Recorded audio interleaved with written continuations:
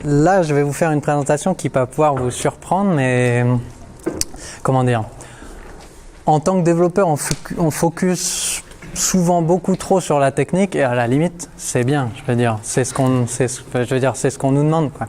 Et oui, il faut faire des tests unitaires. Oui, il faut faire des tests d'intégration continue, etc., etc., etc.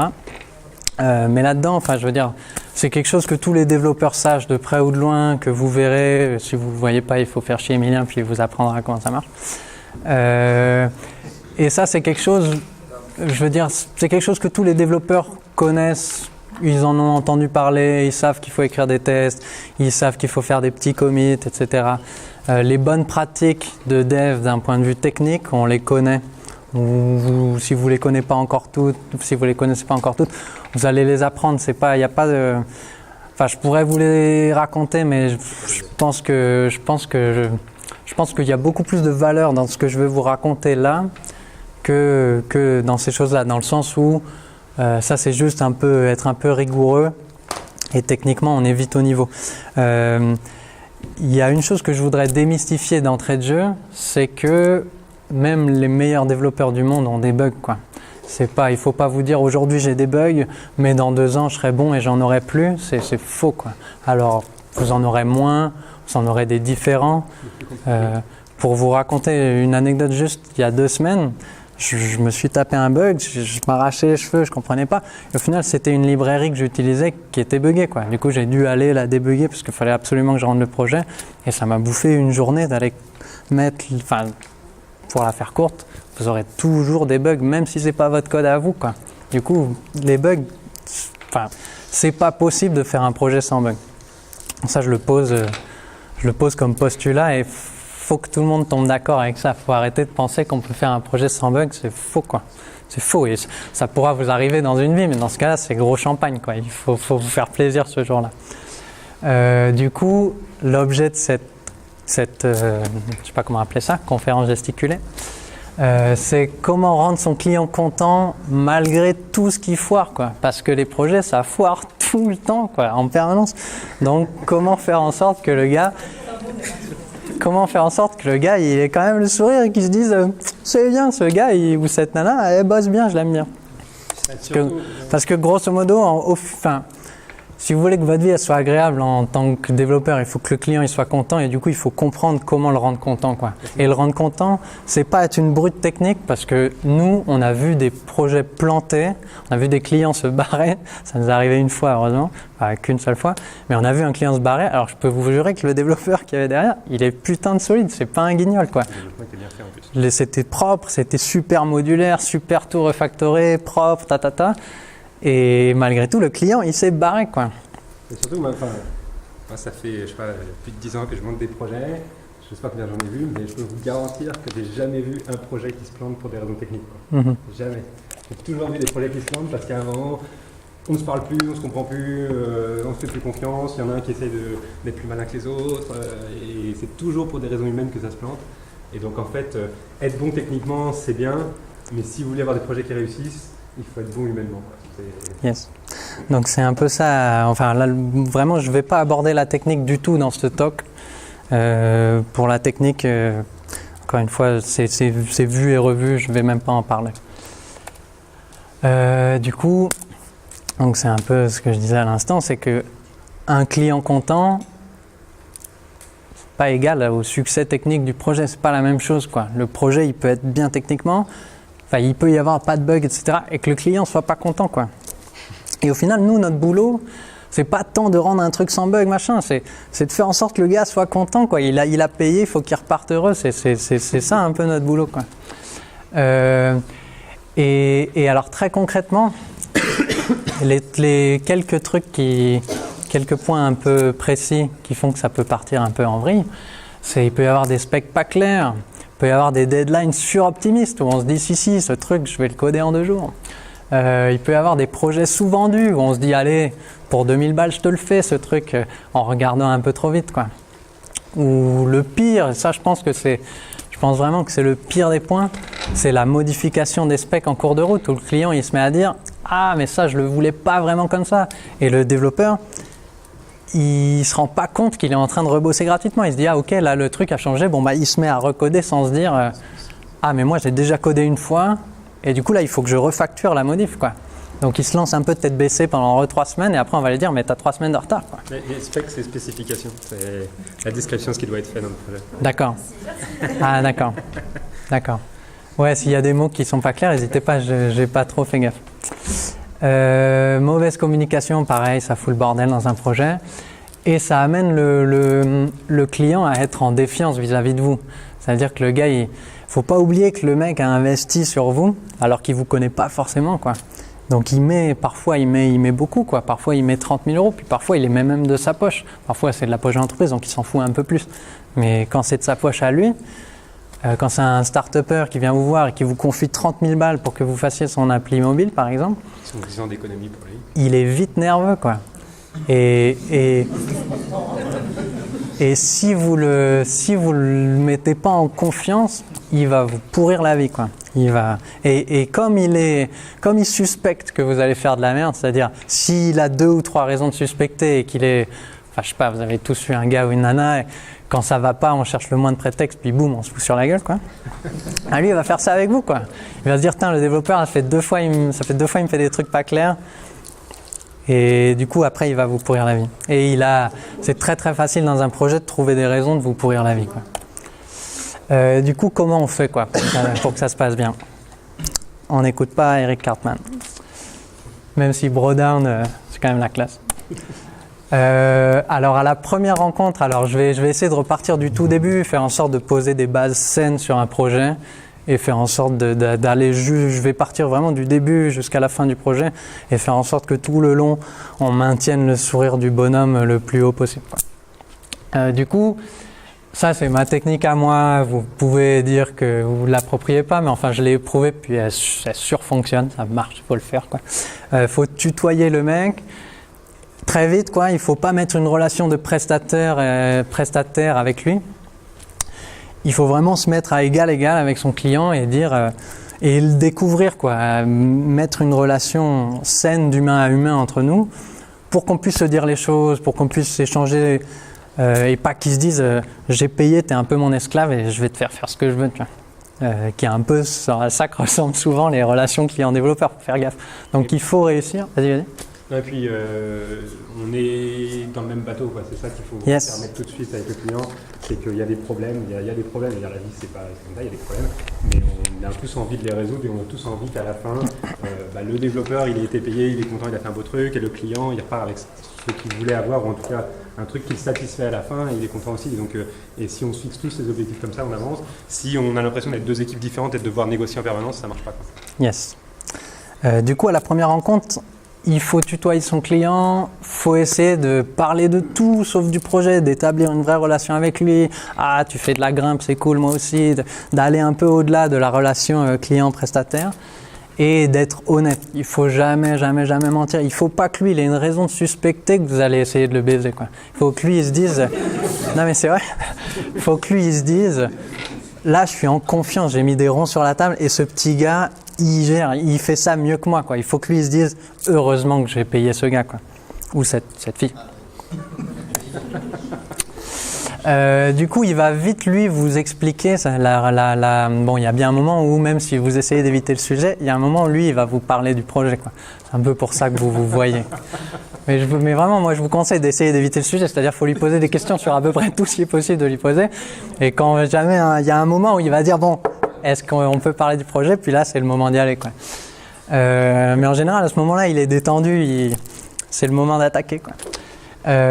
Et là, il va vous dire un truc qui va vite ressembler à tu vois le truc sur Twitter, tu cliques et puis après ça fait comme sur Instagram, tu as le slider à gauche et tu arrives sur Facebook et là toi tu vas faire ouais je vois à peu près et lui il va dire ça coûte combien, quoi. Et lui il veut un prix, quoi. Il veut savoir combien ça coûte ce qu'il a en tête.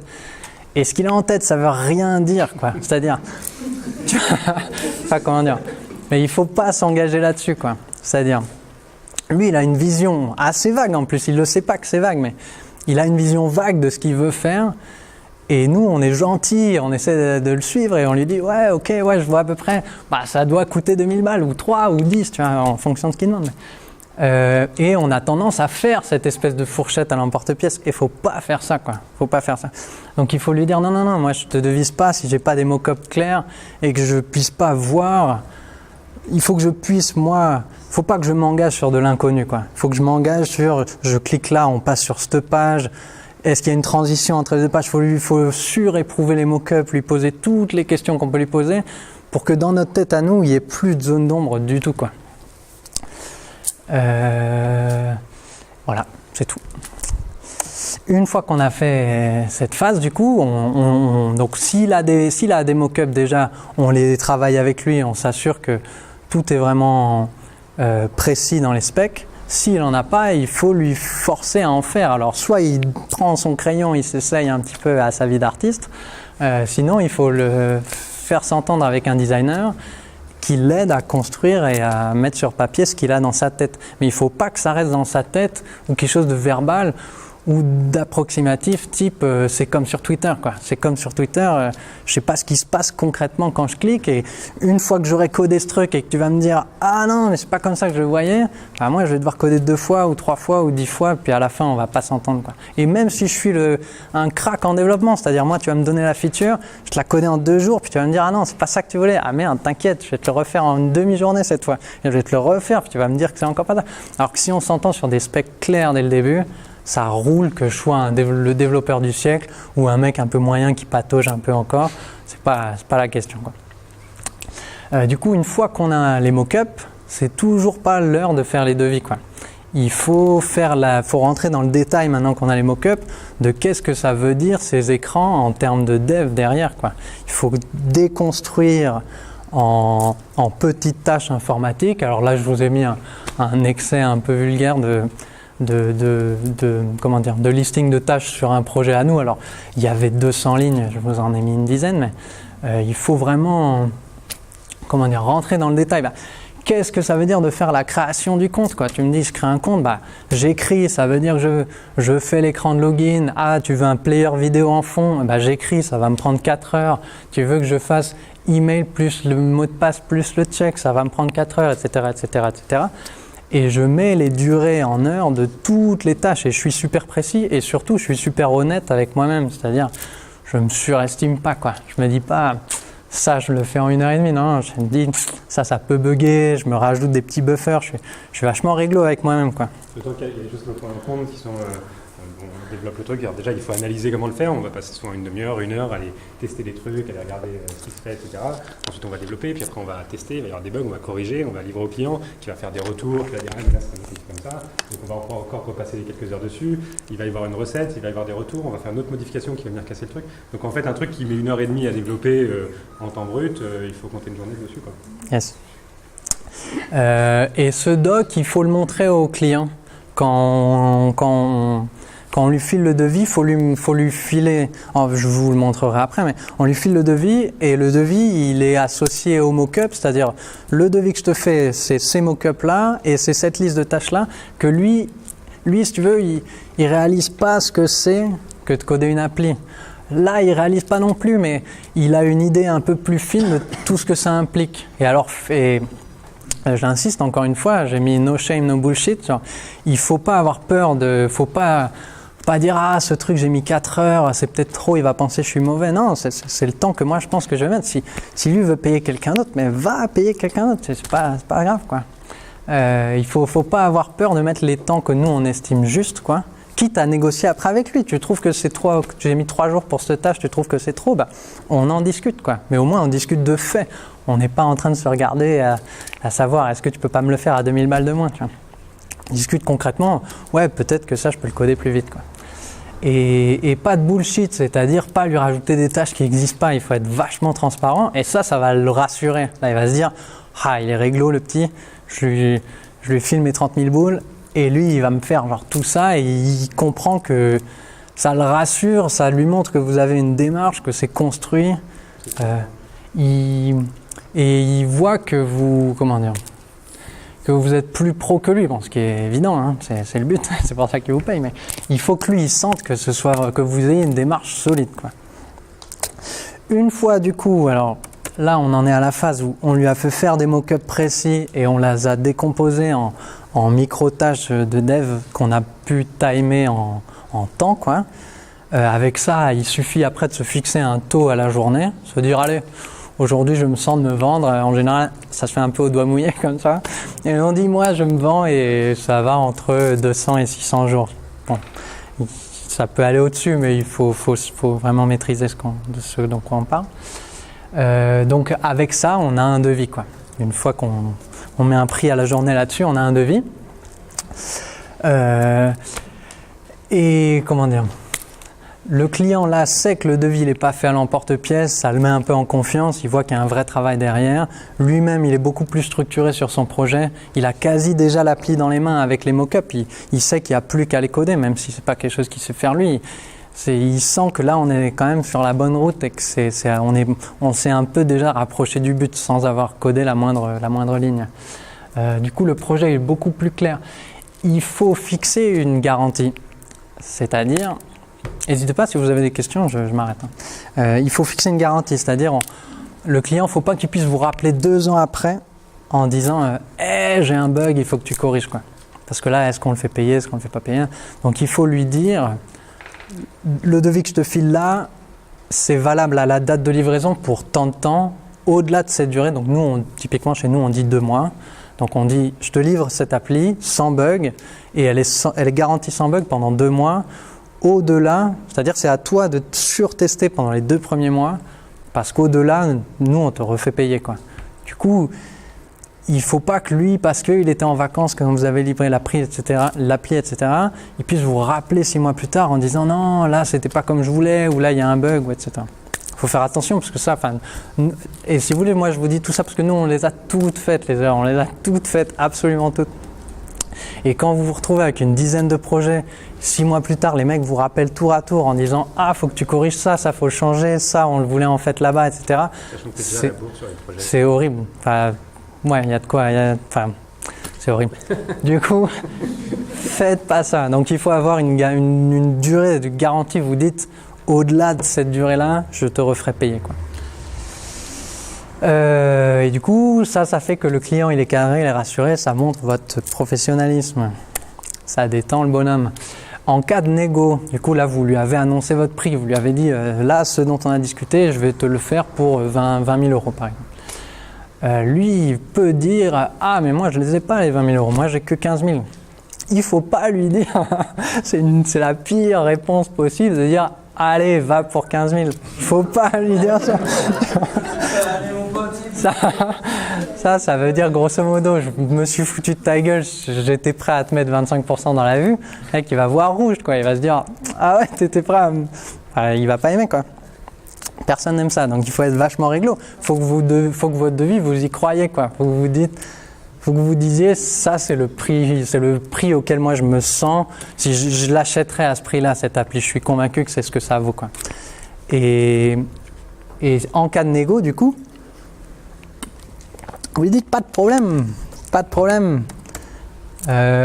Tu as que 15 000 euros, l'appli coûte 20 000 euros, on reprend cette liste des tâches, on voit ce qui n'est pas essentiel et on élague, quoi. On dit, regarde, ça prend 2 jours, au final on s'en fout que tu puisses partager sur Facebook.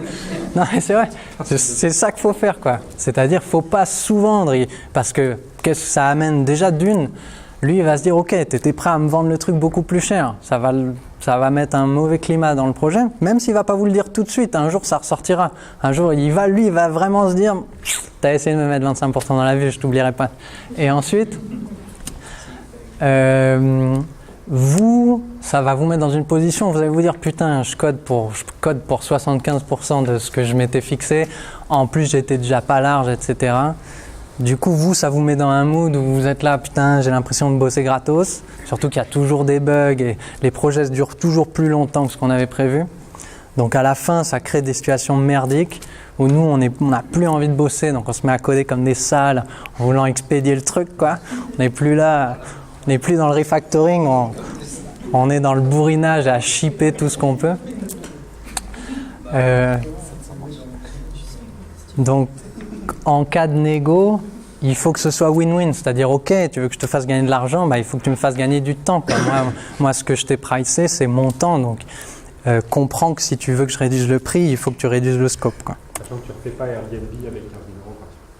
Oui. Eux, ils ont 20 milliards, si tu n'as pas 1 milliard, tu ne fais pas Airbnb. Tu fais tout.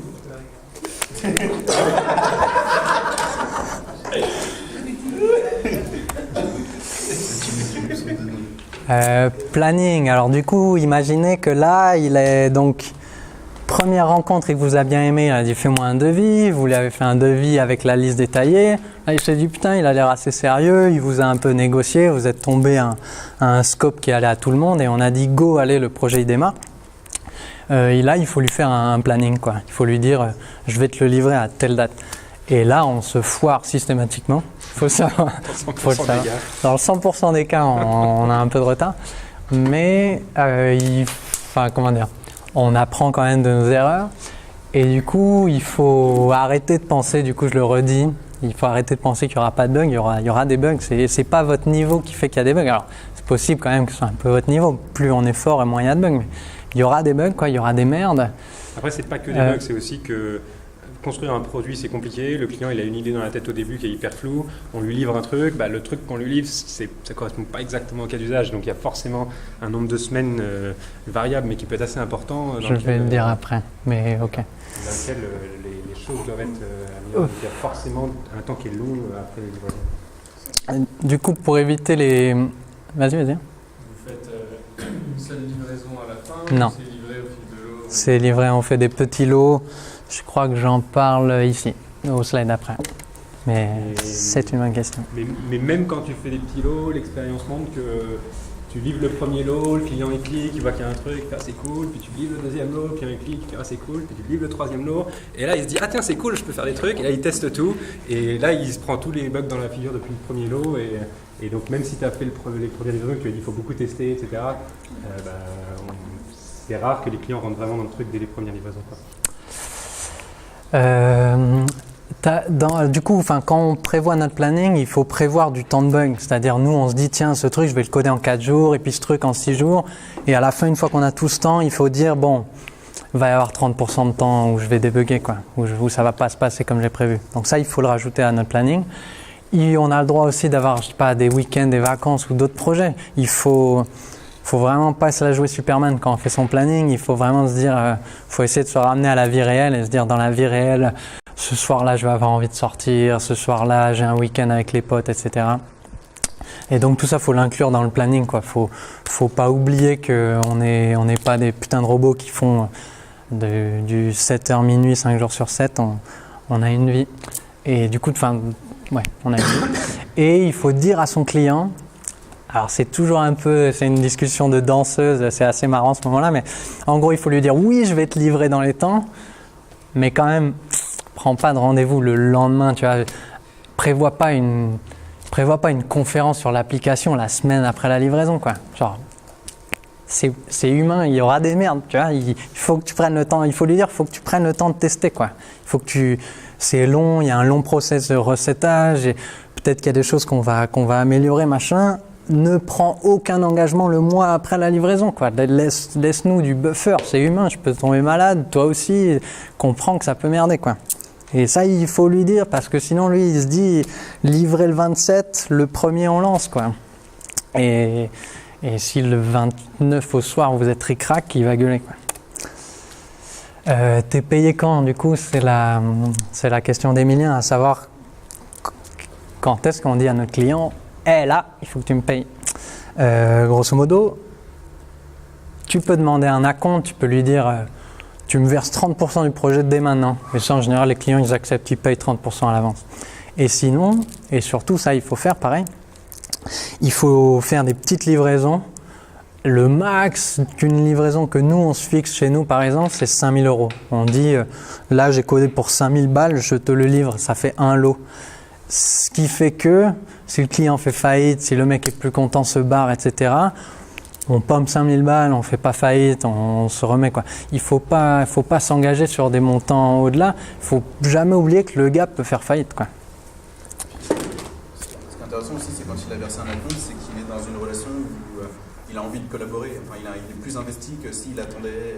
Oui, et en même temps, ça peut mettre pas mal de tension, quoi. Il peut se dire, enfin, ça dépend comment tu le gères. Hein.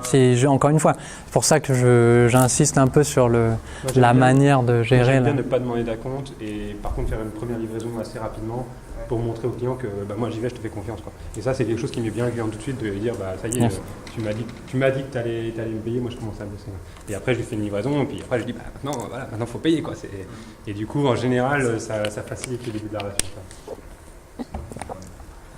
Du coup, on met plein de petits paiements, ce qui fait qu'on est engagé mutuellement, on se tient par les coudes. Donc, mais je préfère ça en général que verser un acompte qui le fait un peu chier au début, qui dit parce que du coup c'est lui qui a l'impression de faire le premier pas et dire je sais même pas si tu vas bien bosser, ok je te verse mais t'as intérêt à bien bosser, quoi. Ça dépend des projets après, ça dépend des clients, il y en a avec qui tu préfères demander un acompte parce que tu sais pas trop et avec qui c'est plus facile de... Nous on fait à la tête du client mais 9 fois sur 10 on demande pas d'acompte, on dit paye-moi au premier lot, quoi. Voilà. J'ai mis prends aucun risque, c'est-à-dire t'engages pas sur des montants que tu vas pas savoir tenir si jamais le mec paye pas. Si toi tu dis putain s'il me paye pas 2000 €, je fais faillite, fais des lots de 2000 balles, quoi. Et après donc c'est signé. Donc let's go, là ça y est, il a dit allez go, moi ces lots là, ce planning ça me va, ces dates de livraison ça me va, allez on y va. Et à ce moment-là, du coup, le succès ou l'échec du projet, il est plus ou moins déjà joué. Après, que tu sois un bon développeur ou pas, ça va jouer assez peu, sauf si tu es vraiment une bite, quoi. Si tu n'es pas capable de coder quoi que ce soit, là, c'est vrai que ça va foirer, tu vois. Mais si tu es capable de sortir dans les temps sur lesquels tu t'es engagé, ça va le faire, quoi. Tu as mis le mec en confiance, tu as montré que tu étais carré, tu t'es laissé des buffers, tu t'engages pas sur des montants alarmants. A priori, là, tout est déjà joué, ça va rouler pour la grande partie, quoi. Malgré tout, je me suis fait plaisir à 200%. C'est assez bien vu.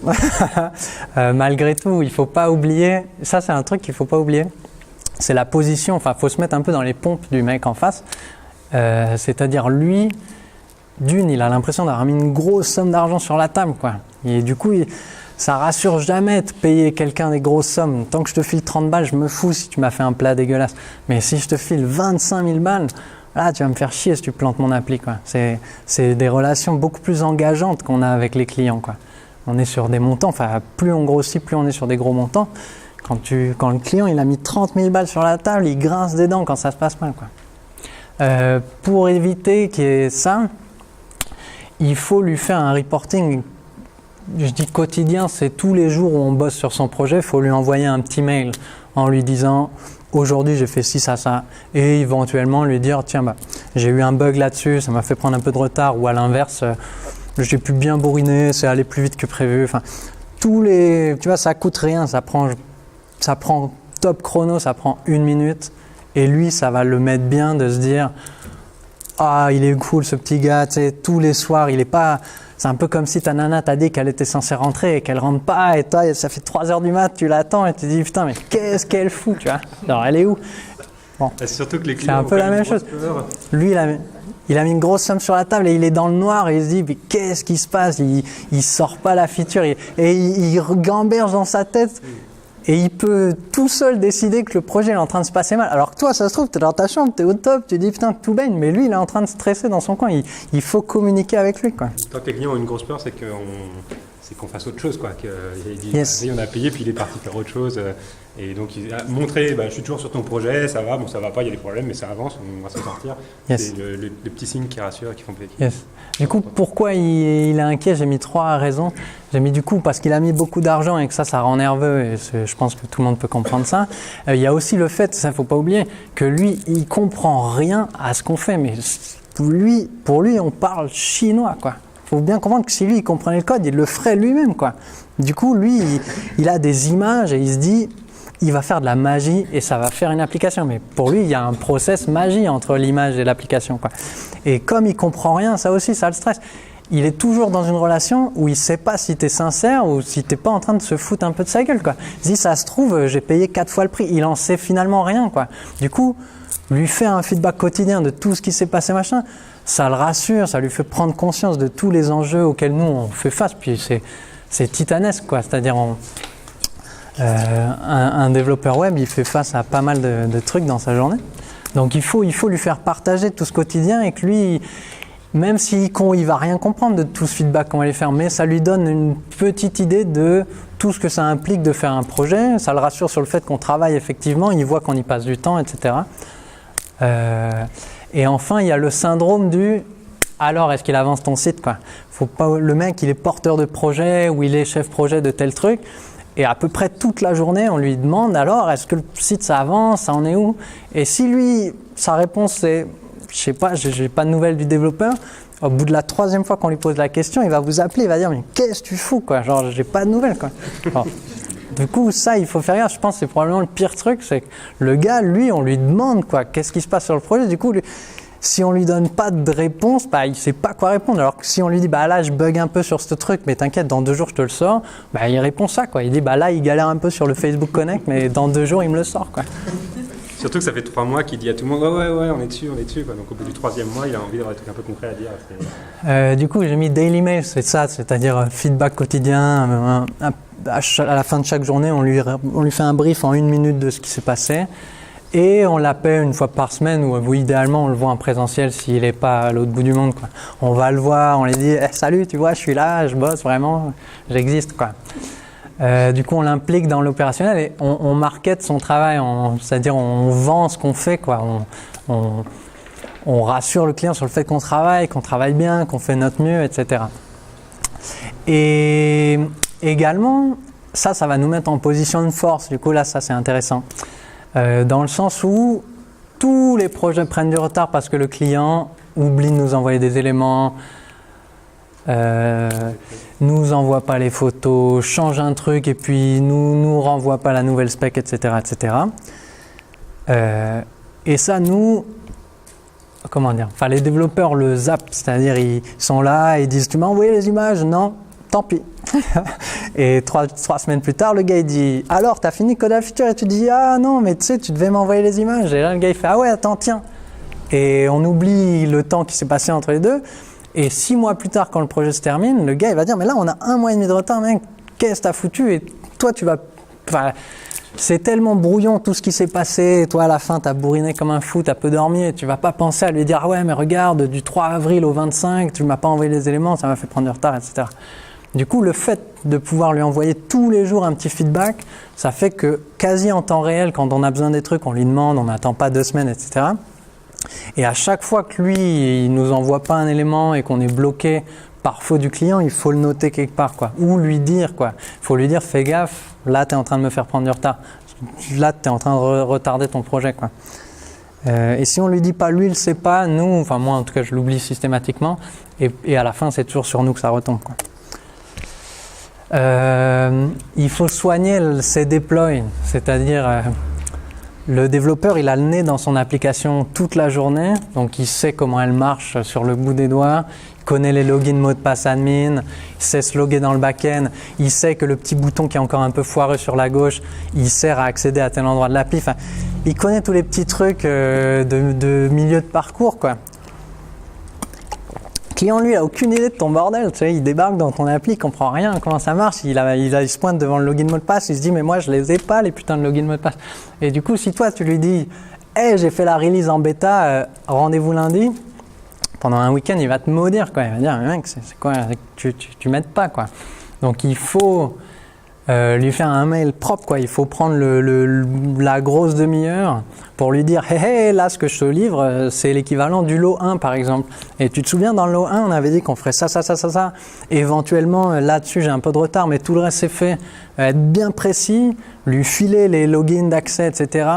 Et surtout, il faut avoir testé l'appli en pré-prod ou en prod de manière exhaustive avant c'est-à-dire si l'appli elle fonctionne en local, c'est pas du tout un gage qu'elle va marcher en pré-prod ou en prod. Ça arrive 9 fois sur 10, ça arrive que elle marche sur ton PC, tu la fous sur le serveur pour une raison que j'explique pas, elle marche pas.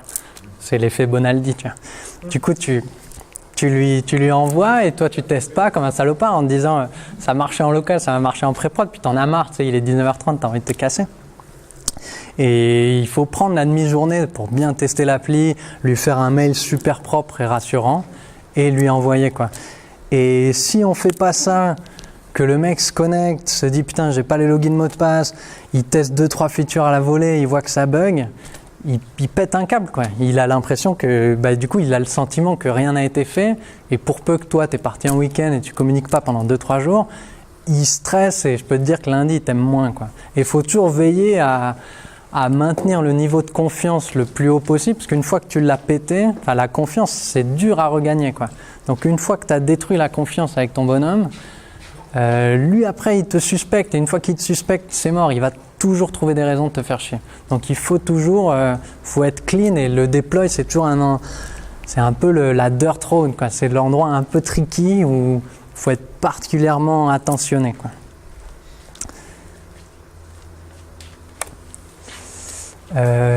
En cas de modif, donc j'ai livré le lot 1 à mon bonhomme, et là il me dit c'est bien, c'est comme on avait dit, mais en fait c'est pas vers Facebook qu'il faut rediriger, c'est tu ramènes à la home et là t'envoies la pop-up d'inscription, blablabla. Et nous on a un peu trop tendance à dire ok cool, je te le fais, ça va me prendre 2 heures.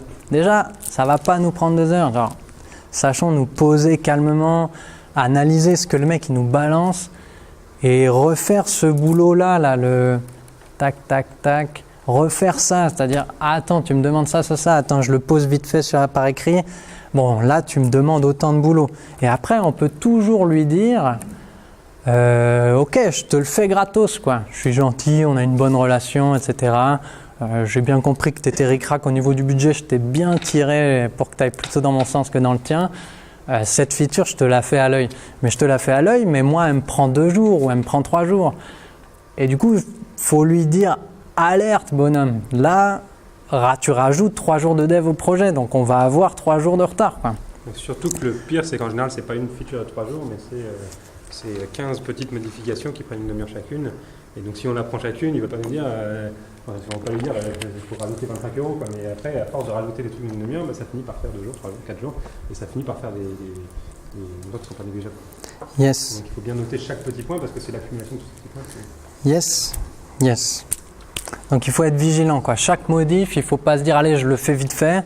Il faut lui dire alerte, là tu modifies notre contrat de départ qui était les mock-ups et la liste détaillée qu'on avait signée ensemble. C'est sur ces montants-là que je me suis engagé, quoi.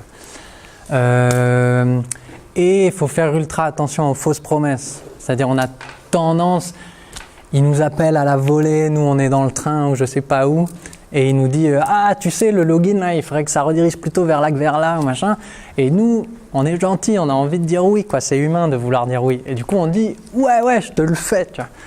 Et là ça faut faire gaffe parce que toi après tu vas en soirée avec tes potes puis tu oublies complètement, quoi. Et... non mais c'est vrai. Et tu oublies, genre, ça va t'arriver 10 fois dans les 6 mois du projet. Et la première fois, il va te dire, putain, merde, fais gaffe, t'as oublié. Et la 10e fois, il va péter un câble. Donc, chaque fois que ça, il faut faire attention, faut être assez vigilant quand on interagit avec le mec. Faut jamais oublier la relation qui nous lie, parce qu'il y a toujours un moment où il devient un peu notre pote, et du coup, on se relâche un peu, on se sent un peu trop à la maison. Il faut pas oublier que à la moindre petite faille, ça va partir en vrille. Donc, il faut lui dire, envoie-le-moi par mail. Tu veux qu'on fasse cette modif? Envoie-moi un mail, écris-moi concrètement. Si tu peux refaire le mock-up, c'est cool. Comme ça, j'ai les idées un peu carrées. Qu'on ait des traces de tout, qu'on puisse attester que le projet il a pris du retard, pas parce qu'on a mal bossé, mais parce qu'il a demandé des modifs, etc. Putain, gros bug. Ça arrive qu'il y ait un putain de gros bug, quoi. Un truc, on s'en sort pas, quoi. Et ça arrive même à des gens vraiment bons. Encore une fois, faut pas complexer en cas de gros bug, quoi. Faut pas se dire je suis une merde, j'ai un gros bug. Faut se dire ok, là ça fait 2 jours que je suis sur ce bug et je m'en sors pas, et Stack Overflow il a pas la réponse. Du coup il faut avoir un joker, quoi. Et le joker, il faut pas se lancer dans un projet. En tout cas je déconseille de se lancer dans un projet sans quelqu'un de plus expérimenté que vous dans la techno, qui vous dit oui, en cas de souci, je t'assure, quoi. En cas de souci, je suis là, t'inquiète, je tirerai sur la corde, tu vas pas te péter la gueule, quoi. Et il faut à minima avoir ça, et aussi il faut pas avoir peur. Faut j'insiste encore, mais faut pas avoir peur de dire là je sais pas mais j'arrive pas quoi. J'ai un bug, je m'en sors pas, ça marche pas.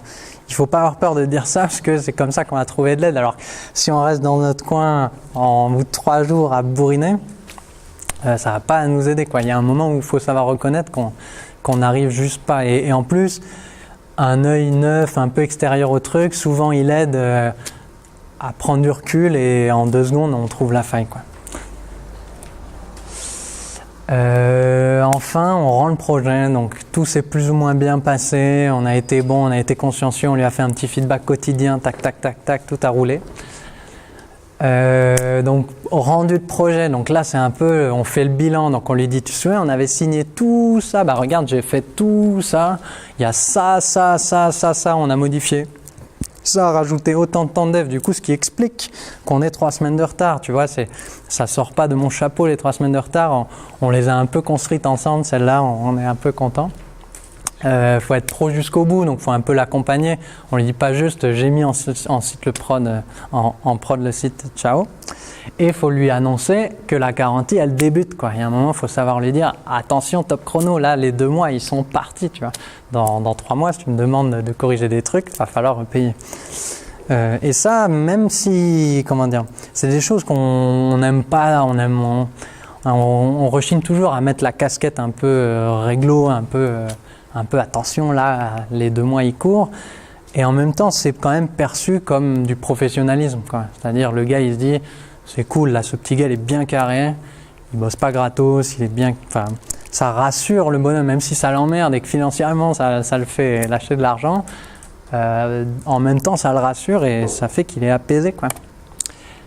Et c'est tout.